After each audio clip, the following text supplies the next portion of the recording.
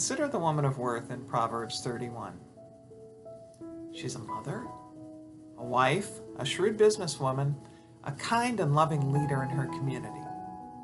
She weaves, she spins, she sews, she serves her family and those in need. Yeah, we know she gets up before dawn, but my goodness, how does she do all this?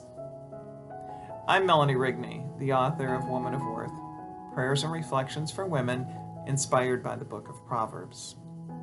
The woman of worth has been seen as an almost impossible standard for centuries. We regard her as the same today, and yet there are bits and pieces of her in all of us.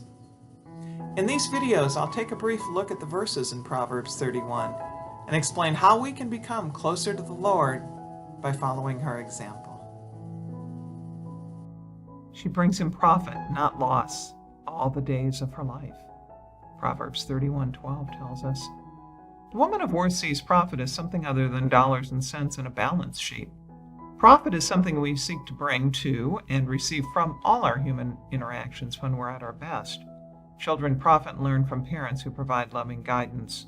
Spouses profit and learn from mates whom they trust and respect. Friends profit and learn from those who listen more than they talk, and from those whose advice and admonishments are offered sparingly and wisely." In Acts 5, after the apostles have been threatened with death, flogged, ordered not to evangelize, and then released, they rejoice. Seems like an odd reaction, right? But we are told it's because they had been found worthy to suffer dishonor for the sake of the name.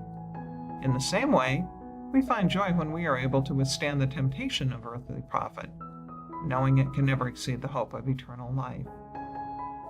Just as profit comes with beauty, so can everyday life cause it to lose its shine. As exciting as that new job seemed on the first day, eventually we stopped worrying so much about getting to work on time or finishing that project by the deadline. As dedicated as we were to parenting our infants in the best way possible, by the time they become teenagers, we get tired of fighting about homework and bedtimes and give in. We begin taking advantage of our loved ones in little ways, knowing they'll always be there, so it won't matter that much if we allow some space and distance to creep in.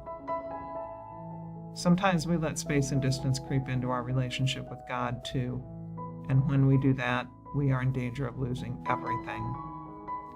Getting stuck in loss, entrenched in our bitterness and fears and self-doubts, keeps us from finding the rest and profit the Lord so desires for us.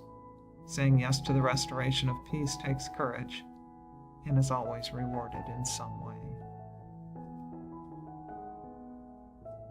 To learn more about embracing God and the woman of worth He sees in you, please check out the other videos in this series, or consider buying Woman of Worth, Prayers and Reflections for Women inspired by the Book of Proverbs, at your favorite local or online bookstore, or at www.23rdpublications.com.